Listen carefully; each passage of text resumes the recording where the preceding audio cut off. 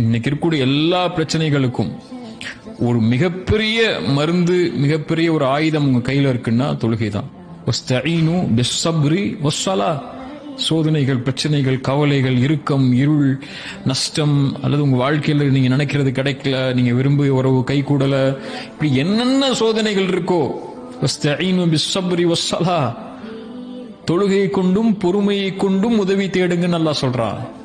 வ இன்னஹா லகபீரத்துன் இல்லா அலல் காஷிஈன்.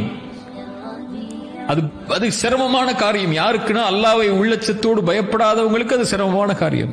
அல்லாஹ் உள்ளச்சத்தோடு பயப்படக்கூடியவங்களுக்கு தொழுகை மிக முக்கியமான அடிப்படையான ஒரு ஆயுதம். அவங்களுக்கு அதை எடுத்துக்கொள்வாங்க.